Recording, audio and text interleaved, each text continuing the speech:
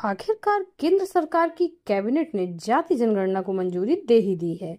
बुधवार को हुई सीसीपीए की बैठक में मोदी सरकार ने ये बड़ा फैसला लिया है।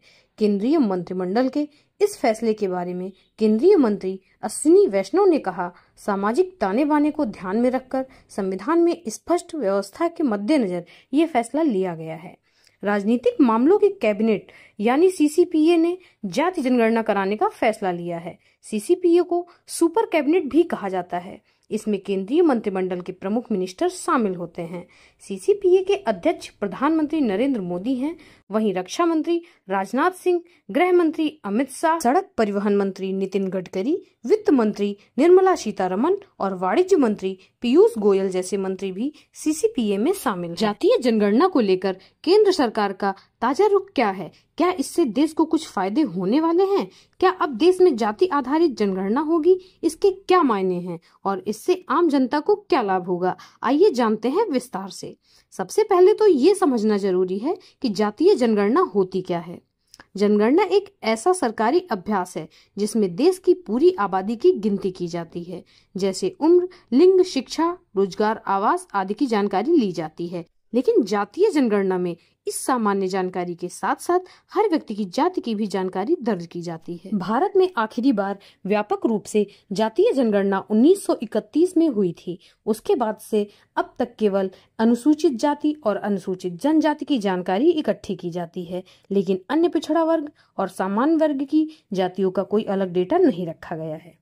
पिछले कुछ वर्षों से लगातार यह मांग उठती रही है कि ओबीसी समेत सभी जातियों की जनगणना होनी चाहिए। हाल ही में संसद में और कैबिनेट बैठक के बाद यह स्पष्ट किया गया कि केंद्र सरकार ओबीसी और अन्य वर्गों की गिनती के लिए एक विशेष प्रक्रिया अपनाने को तैयार है।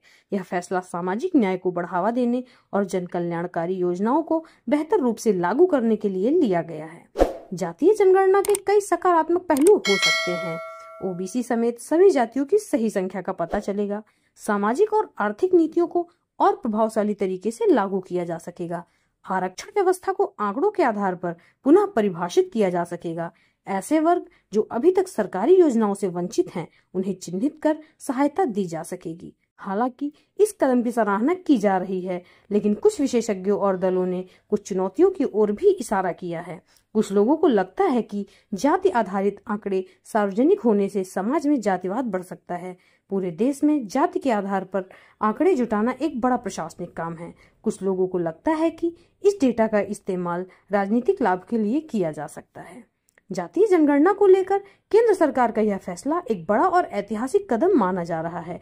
यह देश की सामाजिक संरचना को समझने और समाज के सभी वर्गों को न्याय देने की दिशा में एक सकारात्मक प्रयास है, ताकि सरकारी नीतियों और आरक्षण प्रणाली को और पारदर्शी और प्रभावी बनाया जा सके।